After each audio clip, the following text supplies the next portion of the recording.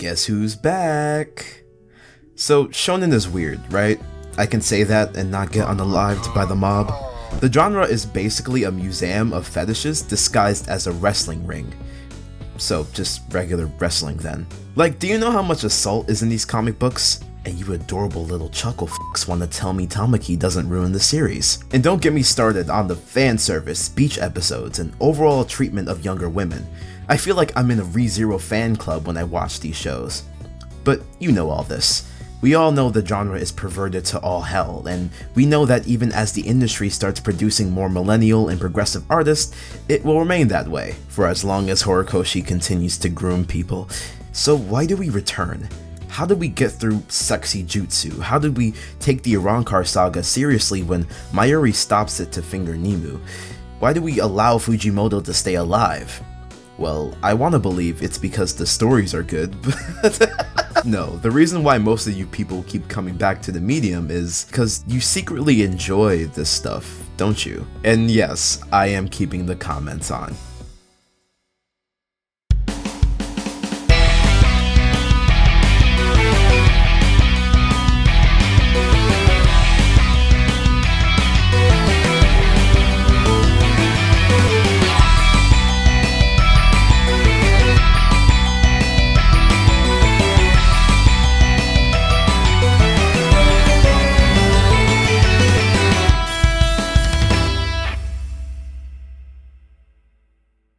So thankfully, I live in Tennessee. I don't live in California or anything. I'm able to legally own a gun.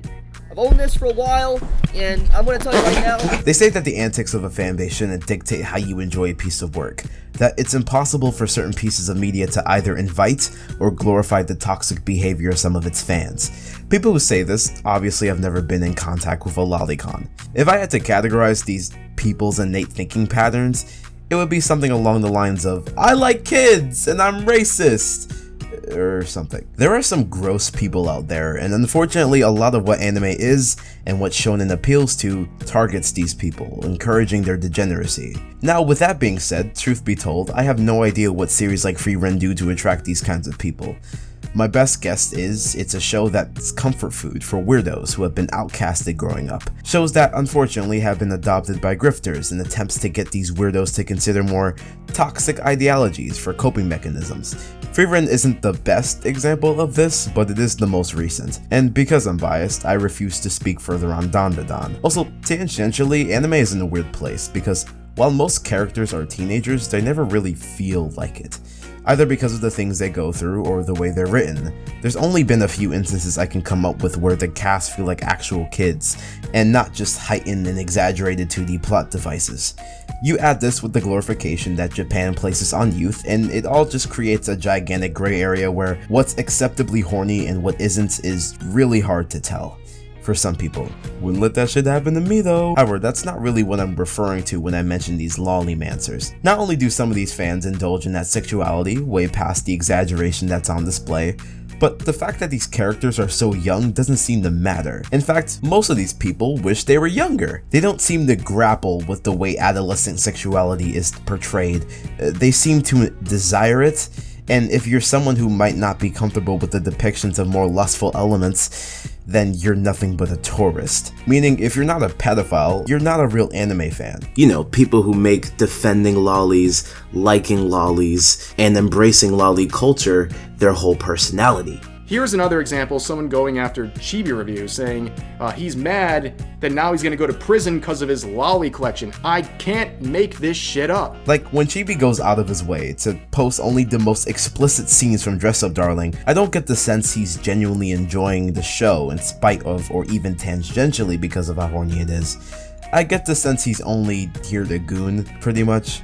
And while Chibi is busy jerking it, his fans and people like them are continuing to create a divide in the anime community with their hatred of black people. Hoodweebs, sorry, I apologize. And while there's definitely something to be said about people bullying the guy, there's something so pathetic about being co-opted by the right at this big age just because they're the only ones who feel bad enough to give you money. But the man is a midget, midget, midget. He's not the only creator like this, trust me, we're gonna delve into other creators that indulge in conservatism on the low, and while right now he is the biggest, let it be known that he's not the final boss of Anna Twitter or something. He's merely the best encapsulation of multiple problems with the community. I honestly don't know who would be a better frontman. Probably the anime man. There is something to be said, however, about the monumental amount of horny slop that comes out of Japanese animation. But at the very least, cultural standards allow me to rationalize why these depraved works are made in the first place. If you're in the West, I don't think you have an excuse. Last year, I decided to go back and revisit some of the first shows I ever watched, that being Hunter x Hunter and Fullmetal Alchemist. When I first watched these two, I was rather unimpressed. To be fair, I was being groomed, but reading it as both authors intended was a really enlightening experience for me. The thing that intrigued me was how accepting both mangas were. I don't even mean in the liberal sense. Hunter x Hunter is so interested in the inner workings of the human brain, having such a wide variety of characters and a wide variety of perspectives, most admittedly kind of evil, but not once do I think Togashi was condemning anyone for how they've been conditioned to think. As his general critiques of humanity, carrying over from Yu Yu Hakusho, stem from a collective sickness that we are forced to feed into because of our own instincts and pain. FMA is similar in that regret actively plagues the entire cast. Whether it's our two brothers regretting pushing their egos too far, the soldiers of Amesrius being complicit in war and being willing to be criminals to redeem themselves, even a dwarf in the flask regrets chasing after some fake amalgamation of intelligence and humanity. Our protagonists can't be consumed by sin because they know the depths of their own mistakes, and it's through introspecting over those mistakes that, like Hunter x Hunter, they're motivated to embrace who they are, while also reconciling with who they can be. Individuality is the sort of foreign idea in shonen. The idea that being the best version of yourself, or enlightened, is important, but also not letting that change the fact that you as an individual matter, despite your shortcomings or your upbringing. Broken systems often exist in these stories. And while I would never advocate for every manga to be about breaking those systems, it's heartbreaking how much of these stories allow these protagonists to indulge in these systems, no matter how detrimental they might be to preserving their own worth and personhood. That advocacy for self-loathing disguised as being a part of a bigger community isn't uncommon in certain Eastern cultures. The idea that you don't matter more than the bigger picture is a constant rhetoric used in these countries, and that doesn't necessarily have to be a bad thing, of course. Who am I to say our social network is better than theirs? Where it becomes messed up is when you have stories about underdogs, marginalized people being told that they should lie down and let the system work through them. Where it becomes messed up is when you bring up harsh truths and sensitive topics in seemingly emotionally intelligent ways, only to then turn around towards the audience who've given you their trust and telling them they're pathetic for even considering the fact that they could have mattered in some way. And we wonder why people who have had no way of being accepted for how they express themselves turn out to be freaks and make degenerate shit like Mushoku Tensei. Ethnic cleansing, the removal of a race to suit a more homogenous culture, or the suppression of the self, isn't something authors came up with for drama. These are real issues. But with how some of these stories are written, it wouldn't surprise me if these mangakas genuinely thought they were geniuses for coming up with racism. These are all things we will go over again in a later part, so I digress.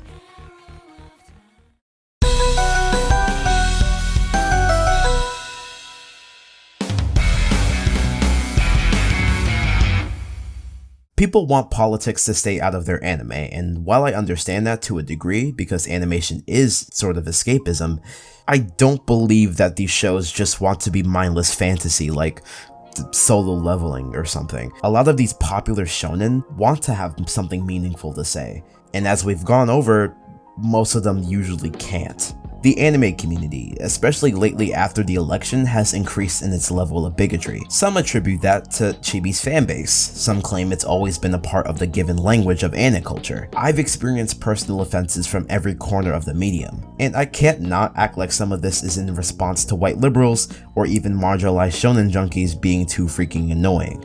Trust me, Jujutsu Kaisen fans that aren't named Josh are terrorists, and even then I see the shit he puts on my timeline. But again, I just can't see this as an excuse. Being annoying doesn't mean you get to call me the N-word. So is that it? Is shonen just a hellscape for gooners and fascists? I think it can be. Sometimes, as like I said before, there's a lot of slop out there made by degenerates for degenerates, but I do think if you're willing to sort through all of that, I think there's a genuinely beautiful medium waiting for you, with its own flaws and freakish tendencies, sure, but I think giving up on this genre of fiction as a whole because of some bad apples is, in a way, letting these people win and letting them get to you. It's letting awful stories get in the way of experiencing great ones.